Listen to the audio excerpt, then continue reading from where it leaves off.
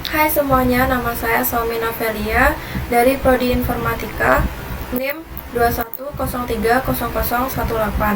Saya akan mempresentasikan jawaban ujian tengah semester pemrograman dasar. Soal nomor 1 yaitu cara membuat dan menampilkan skor dan nyawa di Greenfoot. Saya membuat game yang namanya Candy Frog. Nah, logiknya yaitu jika katak memakan candy, maka akan menambahkan skor 1. Jika katak memakan yang bukan candy, maka nyawa akan berkurang 1. Di sini saya memberikan nyawa terhadap katak tersebut 5. Jika nyawanya terus berkurang dan menjadi 0, maka langsung game over. Saya akan mempresentasikan game yang telah saya buat tersebut.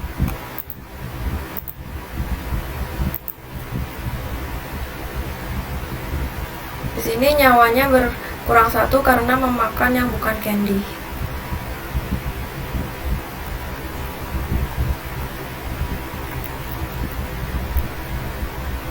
Lalu game over karena nyawanya sudah 0. Nah, cara saya membuat nyawa dan skor tersebut yaitu saya memanfaatkan kelas yang ada di Greenfoot, yaitu kelas counter. Caranya gampang sekali, yaitu kita klik edit, di situ akan ada pilihan new class atau import class. Dan saya mengimport kelas counter tersebut. Nanti akan ada yang namanya counter.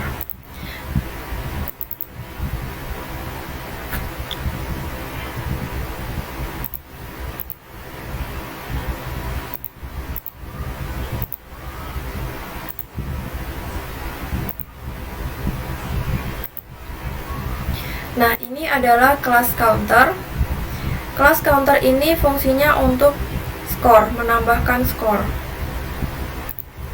Di sini saya merubah beberapa codingan, yaitu yang awalnya private in target menjadi private static in target. Tujuannya yaitu agar bisa digunakan di kelas lainnya yang didefinisikan. Lalu di bagian bawah saya juga mengubah yang awalnya public void add menjadi public static. Lalu saya menduplikat kelas counter tersebut menjadi counter nyawa, yang tujuannya nanti untuk nyawa si katak. Dan di sini saya mengubah yang awalnya public in value menjadi public static in value. Lalu di bagian bawah terdapat public counter nyawa. Di sini awalnya value dan targetnya adalah 0. Lalu saya ubah menjadi 5.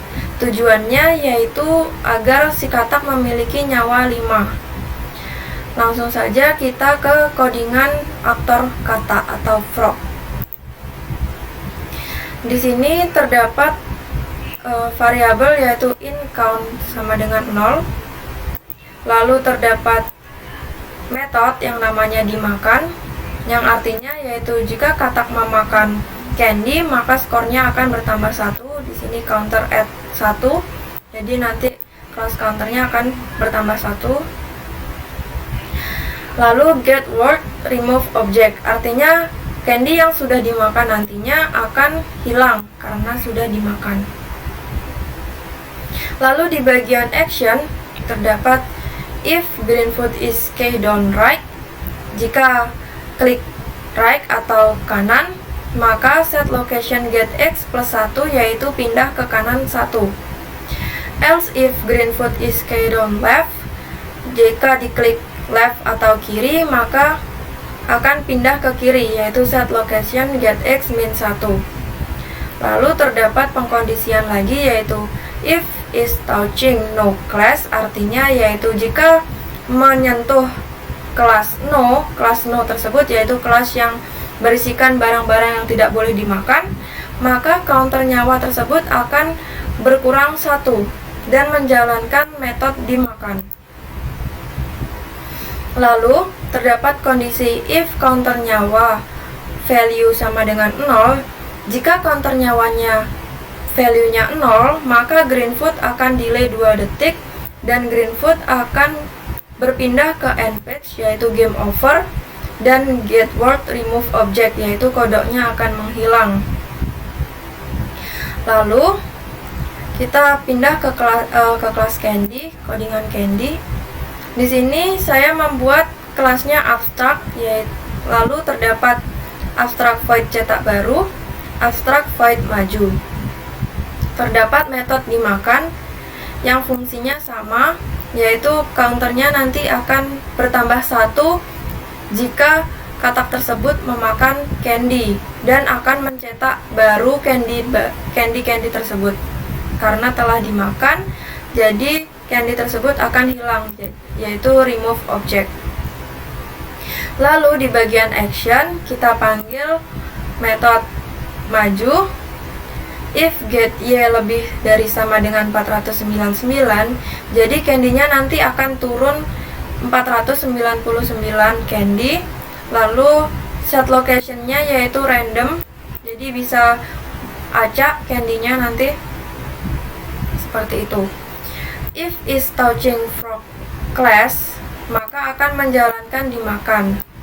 Jika candy tersebut menyentuh katak, maka akan menjalankan metode dimakan. If counternya Y sama dengan 0, maka candy tersebut juga akan di remove, akan menghilang, seperti itu. Lalu kita akan berpindah ke kelas candy, keanakannya candy, yaitu C1. Di sini mencetak candy baru dengan menggunakan metode void cetak baru, dengan cara membuat objek baru dari kelas C1, yaitu C1 candy 1 sama dengan new C1. Get word add object candy 1 green food get random 300 untuk menambahkan objek dengan posisi yang acak. Lalu terdapat metode maju. Di sini yaitu set location get x dan get y. Jadi candy 1 akan turun ke bawah dengan kecepatan 2, dan semakin besar angkanya maka akan semakin cepat turunnya nanti. Lalu di bagian action kita menjalankan super act, yaitu memberikan perintah ke super kelasnya nantinya. Dan ke kelas candy yang lainnya juga sama, jadi tinggal di copy saja. Lalu kita pindah ke kelas no, ke kelas yang tidak boleh dimakan oleh katak. Di sini saya juga menggunakan abstrak, kelas abstrak. Terdapat abstrak void cetak baru dan abstrak void maju. Lalu terdapat metode dimakan yang fungsinya yaitu untuk mencetak baru bagian-bagian yang tidak boleh dimakan oleh katak. Jika dimakan maka akan meremove objeknya. Lalu di bagian action terdapat metode maju, yaitu memanggil metode maju. If get y lebih dari sama dengan 499, maka set location green food get random number 300, yaitu nanti posisinya akan acak. Lalu terdapat kondisi if is touching frog class. Jika barang yang tidak boleh dimakan tersebut menyentuh kelas frog atau kelas katak, maka counter nyawa akan berkurang 1 dan memanggil metode dimakan, yaitu nanti akan mencetak baru dan menghapus barang tersebut. Maksudnya yaitu barang tersebut akan menghilang. Lalu if counter nyawa value sama dengan 0, maka get word remove object. Objeknya akan di remove nantinya. Lalu di codingan N1, yaitu anak dari kelas no, kita buat metode yang namanya void cetak baru.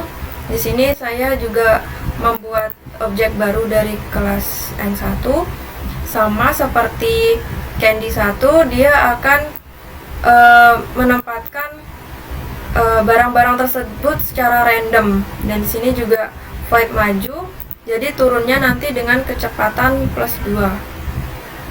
Lalu di sini void x-nya yaitu memerintahkan super action-nya, seperti itu. Nah, itu presentasi untuk nomor 1. Selanjutnya saya akan mempresentasikan soal nomor 2.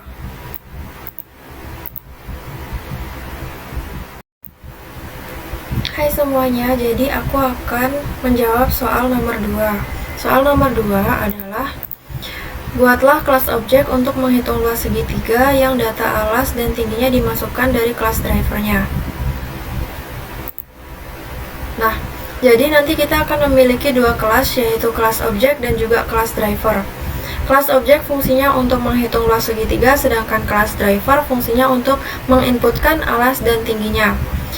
Nah, di sini saya membuat kelas objeknya dengan nama hitung luas segitiga. Di dalam kelas objek ini nanti, saya memiliki dua properti public bertipe data float, yaitu alas dan tinggi, dan juga saya memiliki metode luas untuk menghitung luas segitiga. Langsung saja saya akan mulai coding.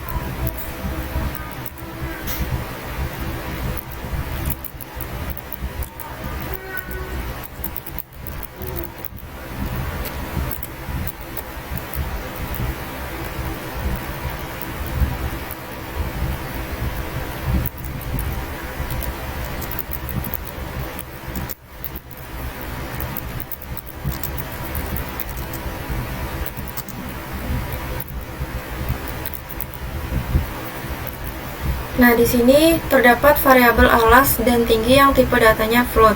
Lalu terdapat metode luas. Nah, di dalam metode luas ini terdapat perhitungan, yaitu alas dikalikan tinggi. Itu adalah rumus luas segitiga yang nantinya akan disimpan di variabel luas yang tipe datanya float. Nah, variabel luas ini nanti akan dipanggil di sini di system out.println itu. Fungsinya untuk menampilkan hasil dari perhitungannya. Selanjutnya saya akan mulai coding di bagian kelas drivernya.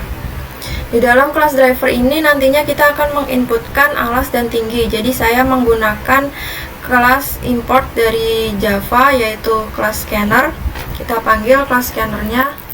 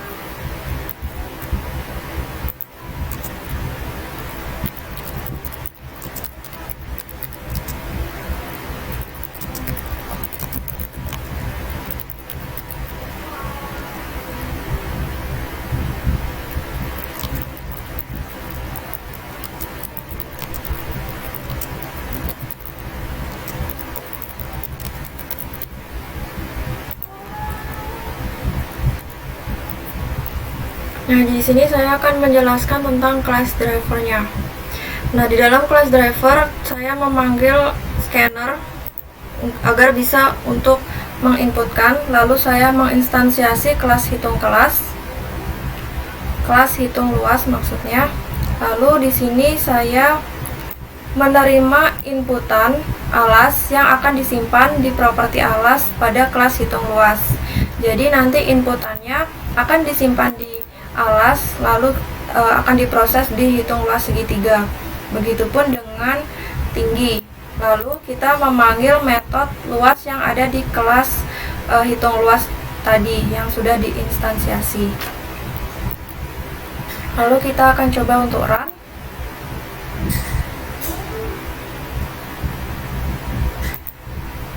Nah, di sini kita masukkan alasnya misalnya 10 dan tingginya yaitu 5. Maka luas segitiga adalah 25. Nah, sekian jawaban dari soal nomor 2. Saya akan lanjut ke soal nomor 3. Terima kasih. Jadi saya akan menjawab soal nomor 3. Soal nomor 3 yaitu membuat program untuk menghitung nilai akhir. Nah, di mana nilai akhir sama dengan 10% absensi ditambah 30% tugas ditambah 30% UTS ditambah 30% UAS. Jadi saya langsung saja membuat programnya. Yang pertama yaitu saya akan mengimport Java Util Scanner agar user bisa menginputkan data-data yang dibutuhkan tadi. Lalu di sini saya akan memanggil kelas tersebut.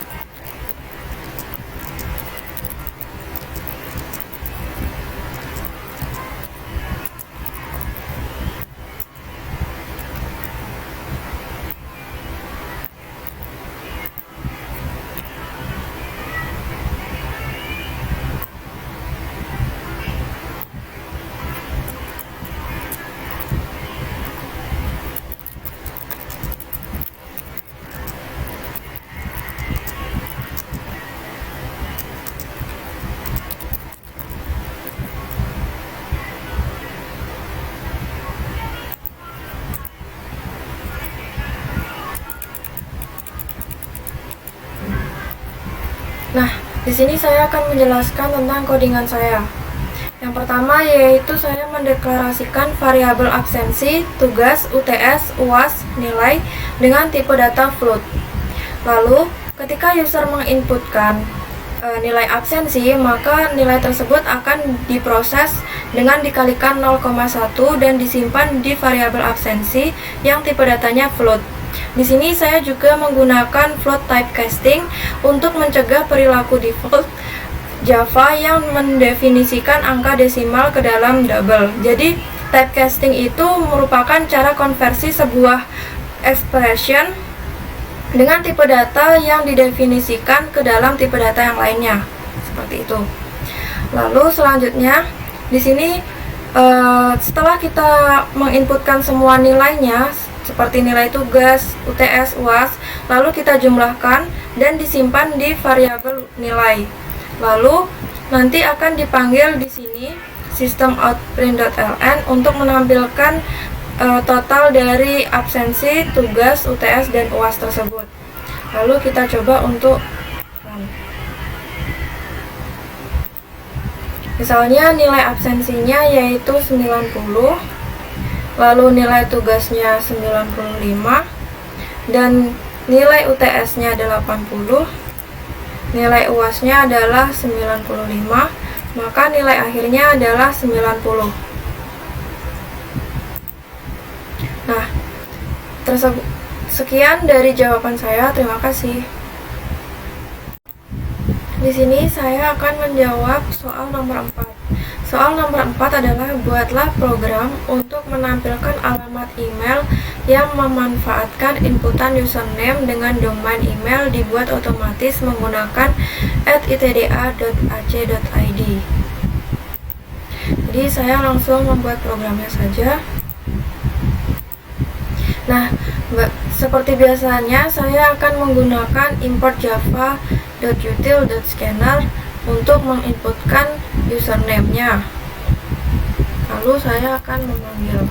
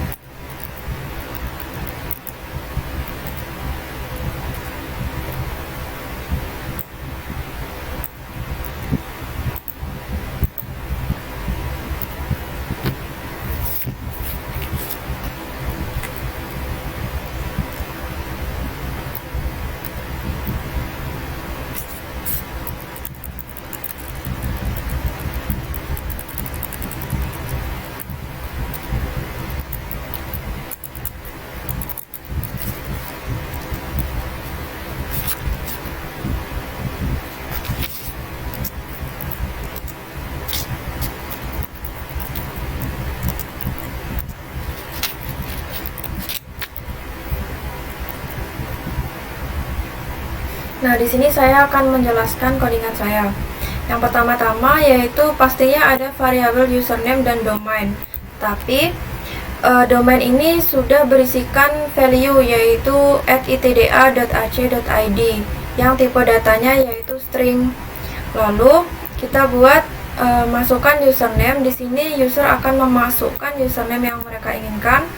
Lalu di sini kita akan memanggil username dan domain tersebut. Lalu kita akan mencoba untuk run programnya. Misalnya username-nya adalah Xiaomi